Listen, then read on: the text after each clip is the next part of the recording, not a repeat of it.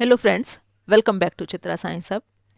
आज हम पढ़ेंगे कि फोटोकेमिकल रिएक्शंस में एनर्जी ट्रांसफ़र किस तरह से होती है। इसके दो मेथड हैं, एक फोटोसेंसिटाइजेशन और एक क्वेंचिंग। आज हम फोटोसेंसिटाइजेशन डिस्कस करेंगे, क्वेंचिंग नेक्स्ट वीडियोज में डिस्कस करेंगे।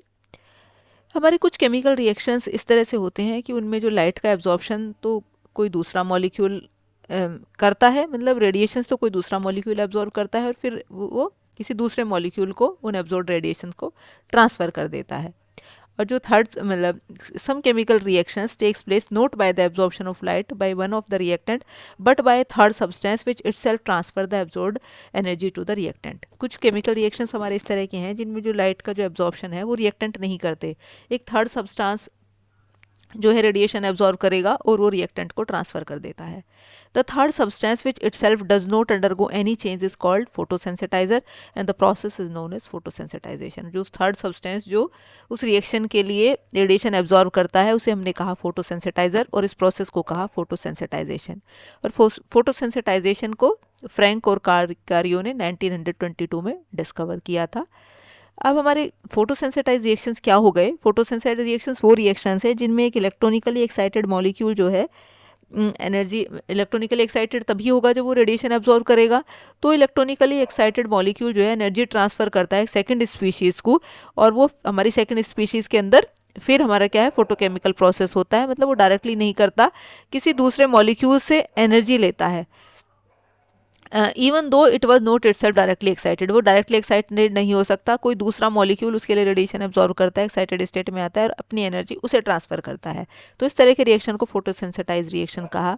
और जो फोटोसेंसिटाइजर कॉमनली यूज्ड होते हैं हमारे, वो मरकरी, कैडमियम, जिंक, ये तो है हमारे एटॉमिक फोटोसेंसिटाइजर हैं। और मोलिकुलर फोटोसेंसिटाइजर में हमारे बेंजोफिनोन और SO2, ये हमारे क्या है, मोलिकुलर फोटोसेंसिटाइजर हैं।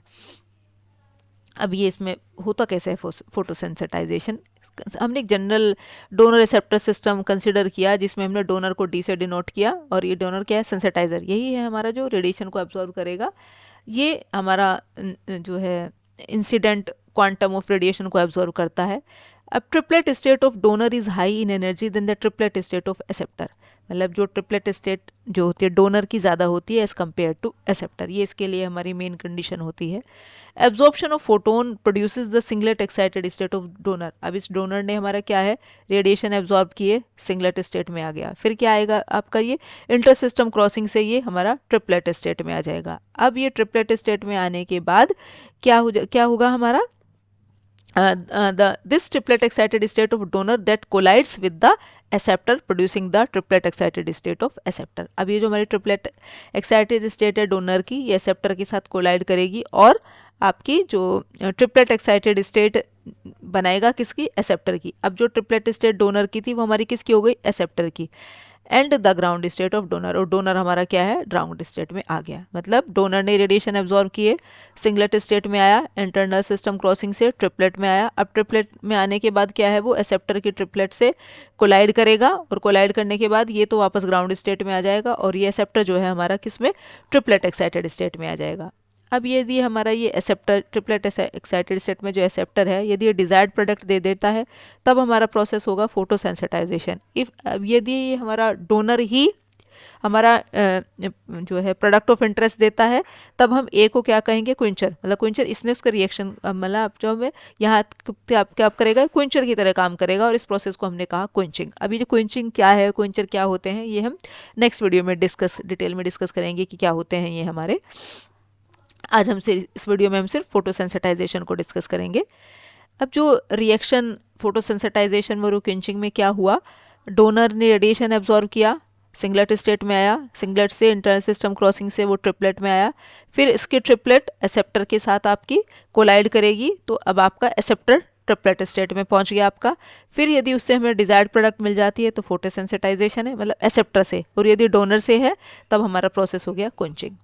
अब ये इसमें नोट करने वाली बात है कि जो ट्रिपलेट एक्साइटेड स्टेट होती है सेंसिटाइजेशन की, वो हमेशा आपकी एक्सेप्टर की ट्रिपलेट एक्साइटेड स्टेट से ज़्यादा होनी चाहिए, तभी हमारा क्या है, फोटोसेंसिटाइजेशन का आपका रिएक्शन होगा, so that the energy available is enough to raise the reactant molecule to its triplet excited state. आपका तभी वो रिएक्शन हो पाएगा यदि हमारी ट्रिपलेट एक्साइटेड स्टेट सेंसिटाइजर की आपकी एक्सेप्टर की ट्रिपलेट एक्साइटेड स्टेट से ज़्यादा होगी। एक एग्जाम्पल देख लेते हैं। Energy transfer between butadiene as acceptor and benzophenone as donor. अब इसमें बेंजोफिनोन जो है डोनर की तरह काम करेगा और ब्यूटाडाइन एक एक्सेप्टर की तरह काम करेगा। ब्यूटाडाइन जो है upon direct irradiation leads to the product second and third via ring closure. अब यदि ये जो है फोटोसेंसिटाइजर की एब्सेंस में यदि फोटोकेमिकल रिएक्शन होता है तब हमें ये दो प्रोडक्ट मिलती है। लेकिन यदि हम ब्यूटाडाइन को बेंजोफिनोन के साथ मिक्स कर देते हैं, या बेंजोफिनोन क्या है फोटोसेंसिटाइजर की तरह काम करेगा, हम यदि ब्यूटाडाइन को बेंजोफिनोन के साथ मिक्स कर देंगे and is irradiated at 366 nanometer, then butadiene undergo photochemical change to yield dimer 4th 5th 6th, तब हमें ये 3 प्रोडक्ट मिलती हैं यदि ये रिएक्शन फोटोसेंसिटाइजर की प्रेजेंस में होता है। अब आपका इस प्रोसेस में क्या हुआ, in this process light is absorb by benzophenone. Benzophenone ने हमारे रेडिएशन एब्जॉर्ब किया और ये हमारा डोनर है। ये अब क्या है आपका, किसे देगा एनर्जी, आपका एक्सेप्टर को। Then the reaction is taking place with butadiene. Butadiene acceptor है। Here benzophenone donor is functioning as photosensitizer while butadiene is a good acceptor. अब ये हमने बेंजोफिनोन ने रेडिएशन एब्जॉर्ब किया, आपका ये ग्राउंड से सिंगलेट स्टेट में आ गया। अब इंटर सिस्टम क्रॉसिंग से सिंगलेट से ट्रिपलेट में, अब ये इसकी ये से कोलाइड करेगा हमारा एक्सेप्टर के से, तो ये क्या हो जाएगा इसके, अब हमारा क्या है एक्सेप्टर जो है हमारा ट्रिपलेट स्टेट में आ जाएगा और ये हमारा वापस से क्या है बेंजोफिनोन वापस से ग्राउंड स्टेट में। फिर ये डाइमराइज होके फर्दर हमारी 4th 5th 6th जो हमने 3 प्रोडक्ट बताई थी, ये तीनों प्रोडक्ट हमें मिल जाती हैं। अब इसके कुछ और एग्जांपल्स हैं फोटोसेंसिटाइज रिएक्शन के, जैसे dissociation of H2 molecule, irradiation of a mixture of hydrogen gas and mercury vapor with light of wavelength 253.7 nanometer bring about dissociation of H2 in hydrogen atom। अब इसमें क्या है, हमारा मरकरी जो है फोटोसेंसिटाइजर की तरह काम करता है। मरकरी रेडिएशन एब्जॉर्ब करेगा हमारा और जो है हमारा एक्साइटेड स्टेट में आ जाएगा। ये फिर हमारा H2 के साथ रिएक्ट करके H2 को भी एक्साइटेड स्टेट में कर देगा और यहाँ से हमारा क्या है H2 क्या है डिसोशिएट हो जाएगा 2H में, मतलब H2 मॉलिक्यूल का हमारा डिसोसिएशन हो गया हाइड्रोजन एटम में। और यहाँ पे मरकरी ने क्या काम किया, फोटोसेंसिटाइजर की तरह काम करता है।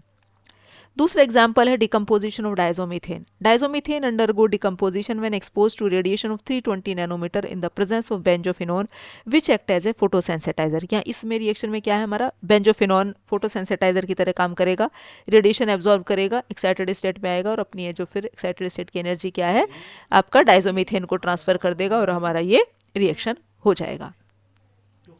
नेक्स्ट एग्जाम्पल है इसका, क्लोरोफिल भी हमारा क्या है फोटोसेंसिटाइजर की तरह काम करता है।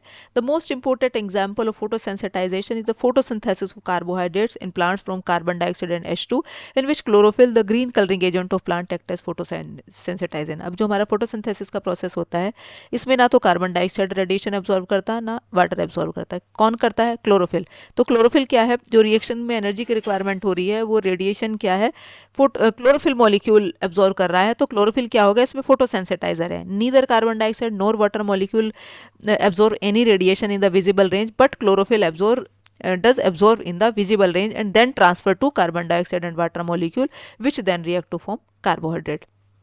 तो ये फोटोसेंसिटाइजर का हमारा यूटिलाइजेशन वही है जहाँ रिएक्टेंट हमारे क्या है डायरेक्टली रेडिएशन उस रेंज में डायरेक्टली रेडिएशन एब्जॉर्ब नहीं कर सकते, वहाँ हमारा फोटोसेंसिटाइजर का यूटिलाइजेशन है। इसी तरह हमने देखा जैसे फोटोसिंथेसिस में ये चूंकि हमारा कार्बन डाइऑक्साइड और वाटर जो है वो रेडिएशन एब्जॉर्ब नहीं कर सकते, तो क्लोरोफिल मॉलिक्यूल रेडिएशन एब्जॉर्ब करेगा और ये एनर्जी जो है इस हमारे कार्बन डाइऑक्साइड और वाटर को देगा और इससे हमारा क्या है जो है कार्बोहाइड्रेट्स बनेंगे। ये कार्बन डाइऑक्साइड और वाटर को जब ये क्लोरोफिल अपनी एनर्जी देगा। नेक्स्ट एग्जांपल है डिसोसिएशन ऑफ इथाइलिन। इसमें भी मरकरी हमारा क्या है फोटोसेंसिटाइजर की तरह काम करता है, रेडिएशन एब्जॉर्ब करेगा 253.7 नैनोमीटर की रेंज में और इथाइलिन मॉलिक्यूल को देगा और फिर हमारा फर्दर हमारा रिएक्शन होगा, ये एसिटाइलिन और हाइड्रोजन में कन्वर्ट हो जाएगा। इसी तरह से आइसोमराइजेशन ऑफ ब्यूटेन 2, ये भी हमारा क्या है, इसमें भी हमारा क्या है ये जो है ये भी हमारा फोटोसेंसिटाइज रिएक्शन है। The cis butene 2 undergo isomerization to yield trans butene 2 when expose to radiation of 253 nanometer in the presence of SO2। यहाँ फोटोसेंसिटाइजर क्या है, SO2 मॉलिक्यूल फोटोसेंसिटाइजर है, रेडिएशन एब्जॉर्ब करेगा, सिस ब्यूटेन 2 को देगा और ये हमारी सिस ब्यूटेन 2 फिर हमारी क्या है आइसोमराइज हो जाएगी ट्रांसफॉर्म में। ये था हमारा आज का टॉपिक। नेक्स्ट वीडियो में नेक्स्ट टॉपिक डिस्कस करेंगे, तब तक के लिए थैंक यू।